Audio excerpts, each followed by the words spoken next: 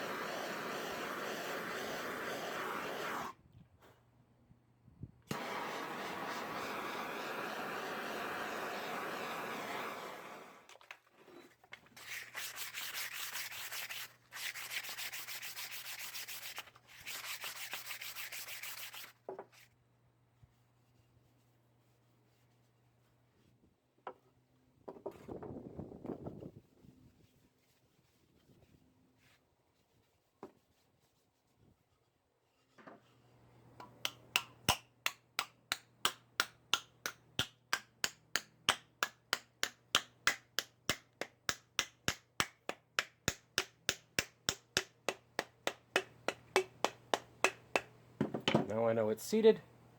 Time to cut it off.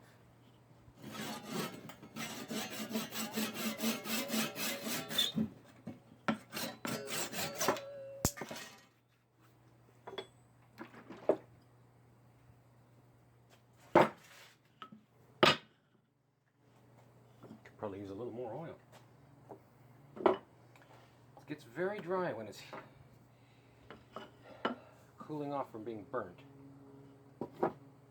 Even this one's a little bit dry.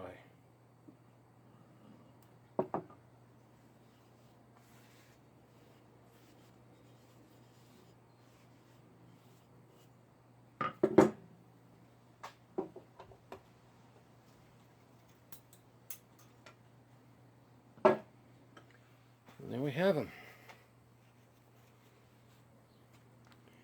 New handles. And so here it is. This is the Estwing hammer that I had redone.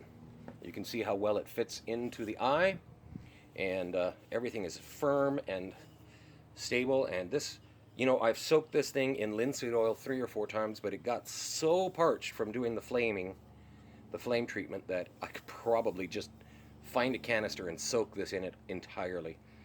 But also, I forgot how heavy this thing is. I use it for moving large amounts of large stock. So for regular forging, I had purchased this hammer from Tractor Supply, and they now no longer carry this hammer. And I also treated it. It is also just as parched, and it fit well in there, so I'm all set to use this. This is a 2-pound hammer that has a rounding face and a flat face. And I think the next one that I'm going to work on, but I have to wait for it to kind of wear out a little bit, is my 2-pound Harbor Freight crosspeen.